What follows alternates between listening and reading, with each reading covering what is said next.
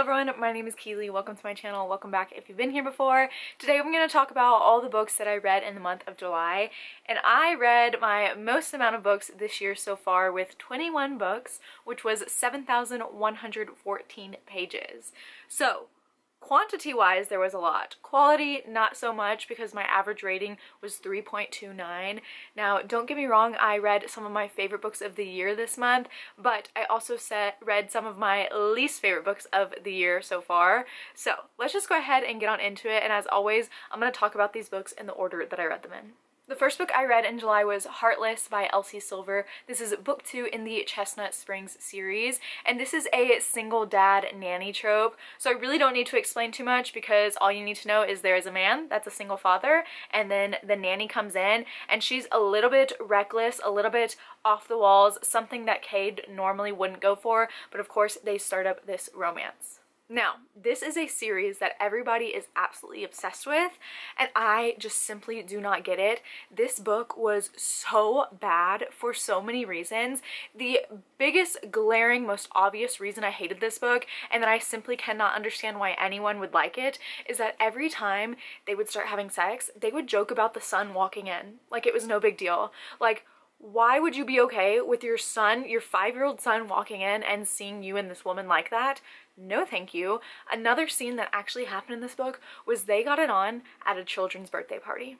Like at a children's birthday party, and they were making jokes about it. Like that feels so gross and disgusting, and I just felt repulsed by it, honestly. Now, the nanny, Willow, was really sweet to the little boy, Luke, but there were so many red flags and so many times the couple crossed the line, like when they would get it on in certain places, like I said, and so I just hated this book so much, and I don't understand why people like it, because genuinely, like, how are you okay with those scenes? I don't know. I don't understand. I also haven't read a lot of single dad tropes or nanny tropes, and I just don't know if they're for me, but maybe it's because this book was so bad, but I gave it 1 star. Not a great start to July. The next book I read was in my most anticipated releases reading vlog, so I will leave that down below, and that was Middle of the Night by Riley Sager. Now, I am Riley Sager's biggest fan. If he has no fans, then I am no longer here because I just love this man so much, and his stories are always so captivating. This one in particular is his first male main character named Ethan.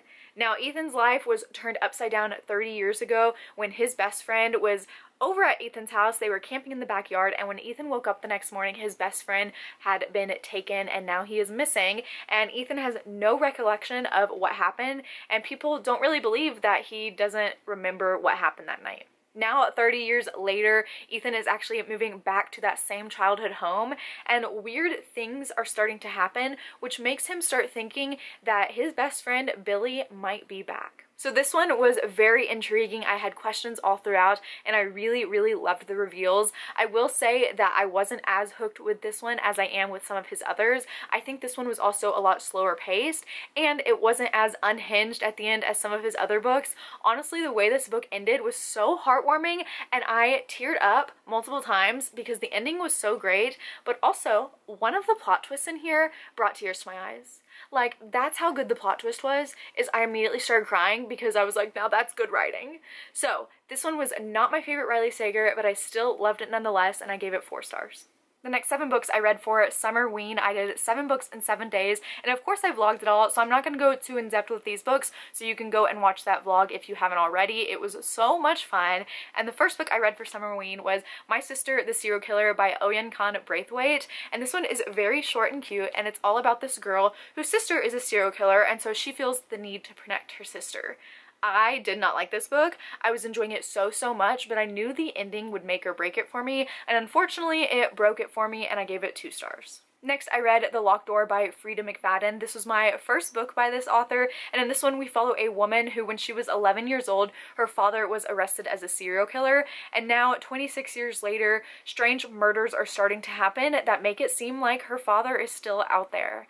This was a great thrilling book. I was so invested the whole time. I really loved the fast-paced, simple writing, and I look forward to reading more from this author, and I gave it 4 stars. Next, I read Falling by T.J. Newman. Now, this is a plane thriller all about this pilot who he is getting ready to fly his plane on this trip, and he is told by some terrorists that if he doesn't crash the plane, his family is going to die. this one was so heart-pounding, thrilling, fast-paced, intriguing. I could not put it down. I'm not kidding. I was biking on my stationary bike one morning while reading this, and I biked 10 miles because I was just so into this book and I felt like I needed to save the world. This is one of my favorite books I've read this year, and I gave it 5 stars. Next, I read Home is Where the Bodies Are by Geneva Rose. This follows 3 siblings whose mother just passed away, so they are going back to their mom's house to get rid of some of her stuff and hopefully sell the house. When they find old VHS tapes and they start watching them, and they see their parents with a dead girl. So ensues a bunch of mystery and madness because also earlier on in their life their dad went missing, so there's a lot of questions in this book. It was interesting, but I wasn't as engaged the whole time, and the big plot twist and the reveal was very, very obvious. Now that's not something that usually bothers me, so if it does bother you, just be aware of that. But it was fun, I enjoyed it, but I just gave it 3 stars. Next, I read Kujo by Stephen King, and if you don't know about this story, it is about a rabid killer dog. And this one was so meandering and slow at the beginning. It took us so long to get to any of the kills. Now, I really did enjoy the kill scenes, and unpopular opinion, love Stephen King's endings, and so the entire time I was reading this book it was going to be a 2-star, but since the ending was so good and so much fun to read, I ended up giving this book 3 stars. Next, for Summerween, I read Murder Road by Simone St. James, and in this book we follow a couple who are newlyweds and they are on the way to their honeymoon when they kind of get lost on this road in the middle of the night, and as they're driving they see this girl walking down the road, so they help her, pick her up, take her to the next town when they realize this girl has been stabbed. When they get to the town, the girl doesn't make it, and so now this newlywed couple is under suspicion for being the murderers, and so they're kind of stuck in this town while everything is going down.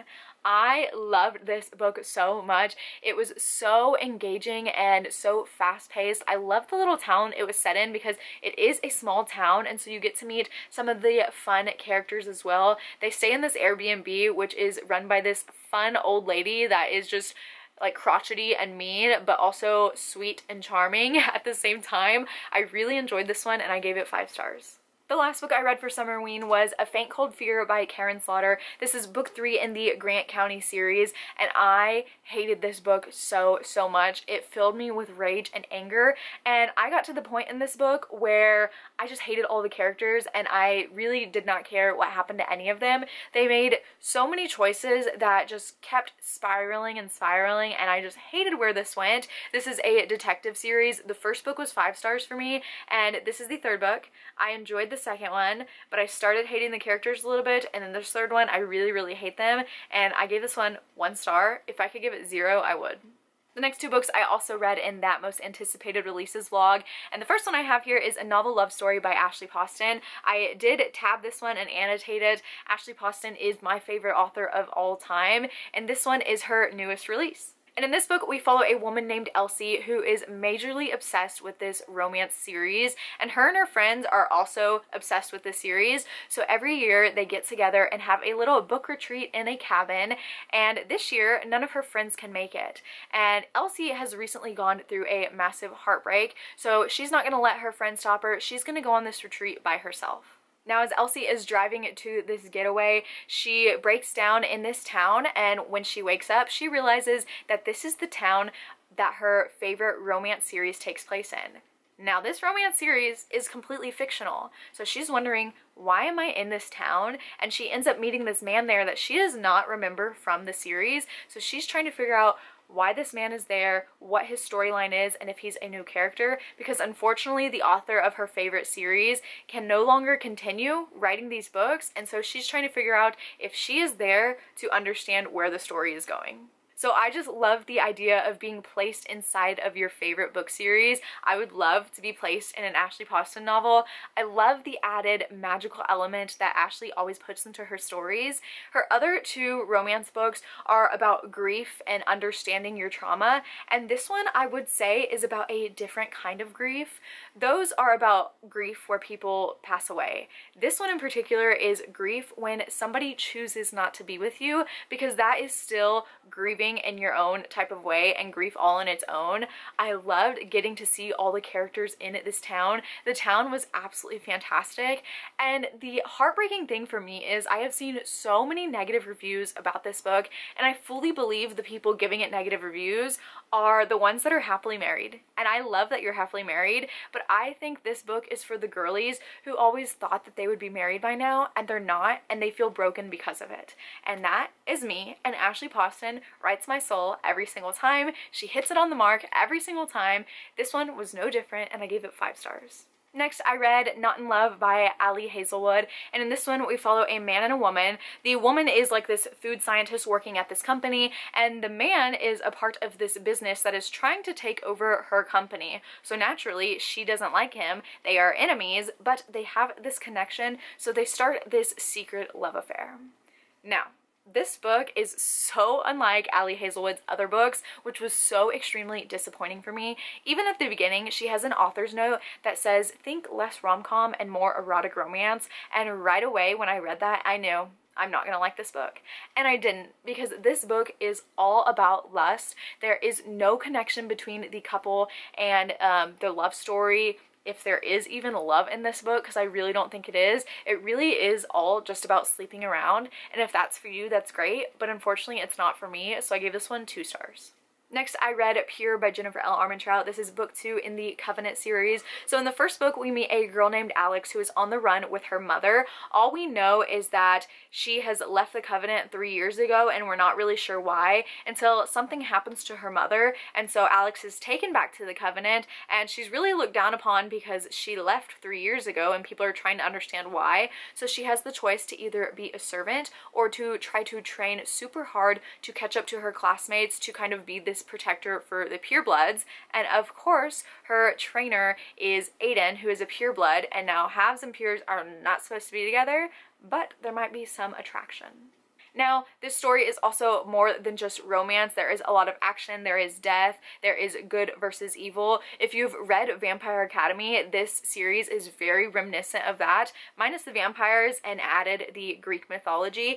This is a fun series, but it's not my new favorite, but I do enjoy my time when I am reading it. However, there is this love triangle that is developing in here, and I am kind of getting annoyed with Alex when it comes to the love triangle. This book was also a little bit chunky, and it kind of lulled at some points, and I just don't think it should have been this long, but I still enjoyed it, and I plan on continuing the series, and I gave it 3 stars.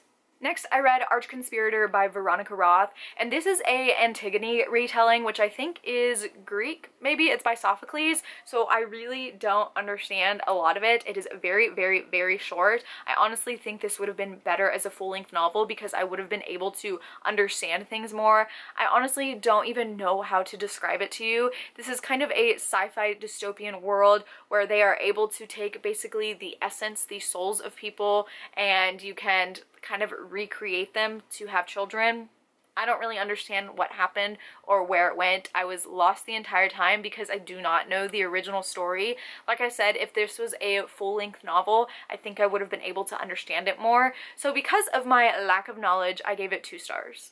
The next 4 books I read in a weekly reading vlog, so of course I will leave that link down below. This first one I have to talk about was actually my 100th book of the year, and that is Swift and Saddled by Lila Sage. This is actually book 2 in the Rebel Blue Ranch series, and it is a cowboy romance series that I never thought would be my thing, but I am completely head over heels for it. So in this book we follow Ada and Weston is a part of the Ryder family, one of the cowboys that lives on the ranch, and he is trying to fix up the old house on the ranch to become a B&B. So of course he needs a designer, which is when Ada walks in. She is the designer and she is planning on helping him fix up this place to make it nice and new, and of course romance ensues. Now the trope in this book is grumpy sunshine. Weston is the sunshine and Ada is grumpy, and that is not my favorite trope. So even though I love this book, I didn't love it as much as the first one because Ada wasn't my favorite, so I gave this one 4 stars. Next, I read Only If You're Lucky by Stacey Willingham. In this book, we follow a girl named Margot who has started college and she's feeling a little lost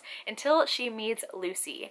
Now, Lucy is one of those girls that everyone is so attracted to, and you kind of can't understand why. She just has this magnetic presence. So she gets in with Lucy and her friends, and they all get a house off campus together. When the story starts, we know that a boy has been murdered and Lucy is missing. So I was really looking forward to this because Stacey Willingham's first 2 books were 5 stars for me, and so I was expecting nothing less for this book. However, I was so very wrong. So I am so extremely tired of the trope of the girl that everyone is obsessed with and magnetized to despite her red flags. Lucy is a terrible human being, and I just don't understand why people are drawn to her, and I don't understand stories that keep happening where there is that character that people are drawn to for no reason, and it just causes them heartache and pain.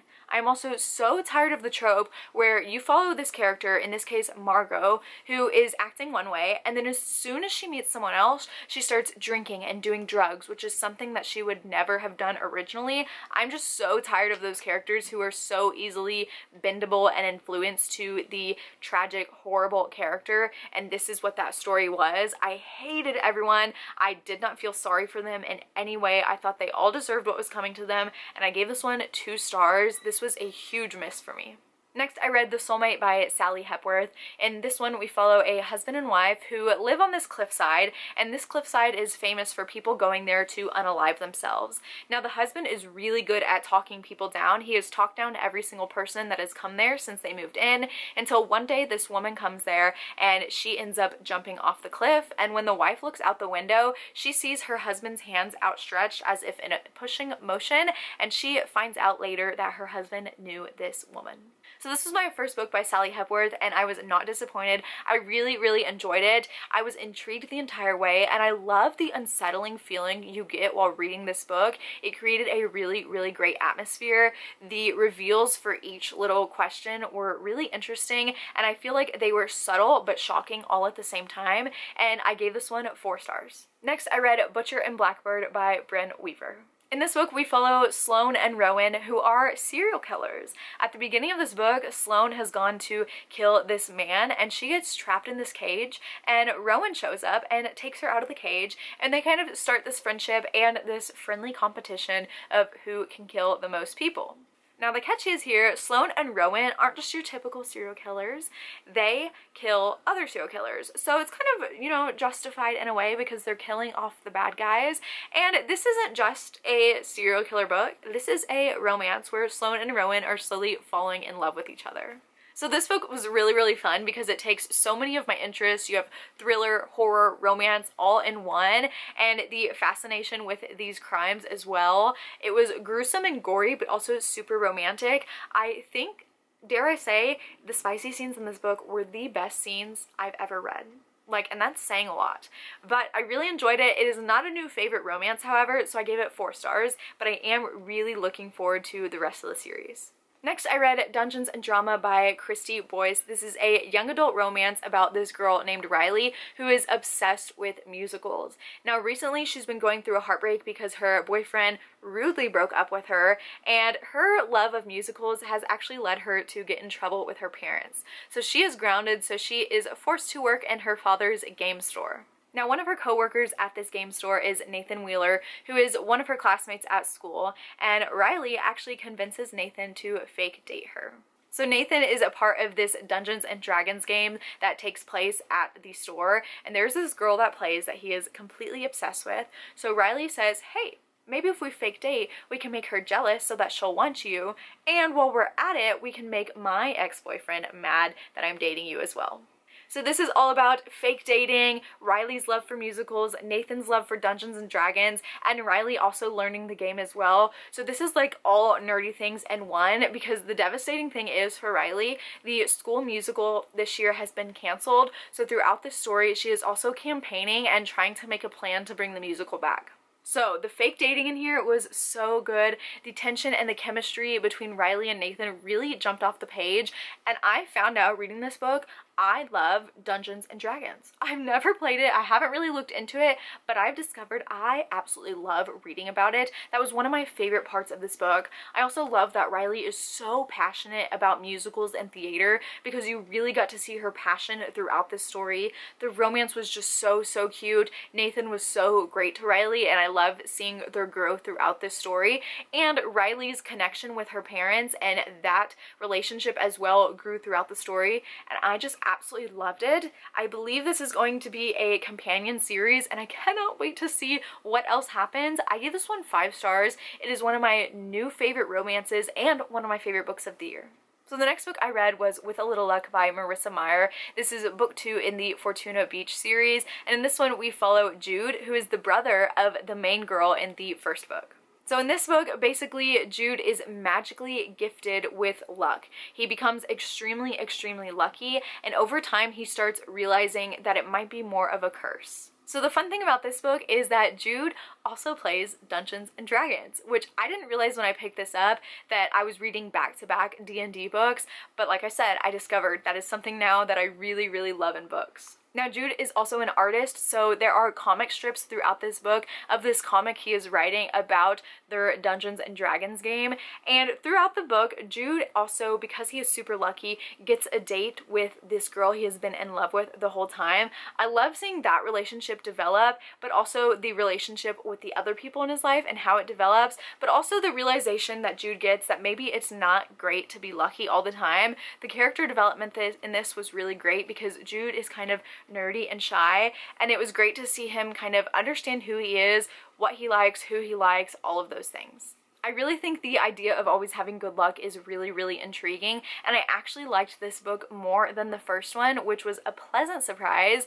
Now, Jude is a part of this big family, and he has several sisters, and I loved getting to see more of that family dynamic in this book and getting to see more of his sisters, so I'm curious if this series will continue or if this is just a duology, but I had a lot of fun reading this book, and I definitely recommend it. I gave it 4 stars. Next, I read Never Seen by Shannon Messenger. This is book 4 in the Keeper of the Lost Cities series, where we follow a young girl named Sophie who discovers that she is an elf. So of course I can't tell you about book 4, but I really enjoyed this one. I love the series. I love Sophie and all of the side characters in this story so much. The found family in this series is incredible. The magic systems and everything like that is so much fun. We also do get several school settings, and in this book in particular we get to go to a brand new school, which is really interesting. The setting in this one was actually completely different than what we've seen in the other books. I will say there was so much information that was introduced in this series, or in this book in general, that I was lost throughout it several times because it is also very big, so I felt like we learned a little bit too much actually. So I gave this one 4 stars. All the other ones have been 5 stars so far, but I just think I was a little lost in translation there. And the last book I read in July was Romancing Miss Stone by M.C. Vaughn, and in this book we follow Beau Ferguson. Now, Beau Ferguson has his life planned to a T until one day his fiancée, she is on an archaeology dig in Belize, and she breaks up with him over text. So Beau decides to forget all of his plans, pick up everything, and go to Belize to try to get his ex back. Now, of course, when he gets to Belize, he doesn't really understand how to get there, how to get to the dig site and find his ex-fiancée, so he hires a guide named Alex Stone. So they set off on this adventure across Belize over several days, and there might be some sparks flying between them.